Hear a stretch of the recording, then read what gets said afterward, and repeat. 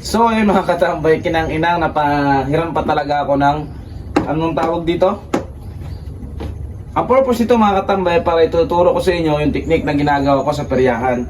Bali mga katambay, kapag ganito ang positioning ng bola, yan. Diba yan, ganyan mga katambay, napapansin nyo? Red, yellow, and green. Ang paglagay nila niyan mga katambay ay pag ganito, diba? At dito naman sa itaas mga katambay is white, blue, and yellow.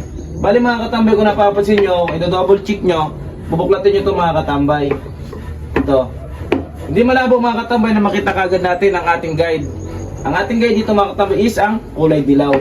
Na mayroong kulay dilaw sa baba at isang kulay dilaw sa taas. And syempre mga katambay, lagi natin tatandaan kapag nakuha natin itong technique na to, tayo ang mag-request sa bangka na tayo ang humila. Syempre mga katambay, para mahila din natin siya ng katamtamang hila lang syempre. Try nga natin.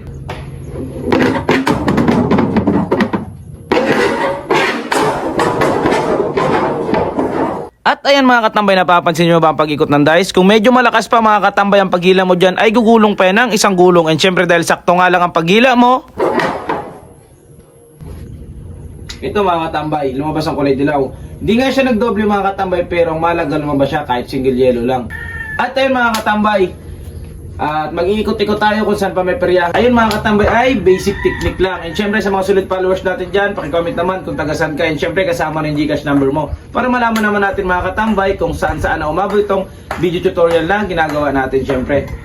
And syempre, laging tatandaan na bawal ito sa mga kabataan. At ito nga pala mga katambay, kung nagtatanong kayo kung saan ako kumukuha ng malaking pera na ginagamit ko sa mga pinanggagawa ko sa buhay ko. Ito mga katambay, papakilala ko sa inyo mga katambay, si PHP rin ako saan dito ako kumikita at nanalo mga katambay ng totoong pera. Syempre kung gusto mo rin maglaro, laging tatandaan na bawal ito sa mga kabataan. And syempre, bet responsible and gamble responsible. Let's go mga katambay, lalagay ko sa comment section ng link sa lahat ng gusto maglaro. Anong panginatan nyo, mag-deposit ka at mag-register, then screenshot mo ng madoble ko. Let's go!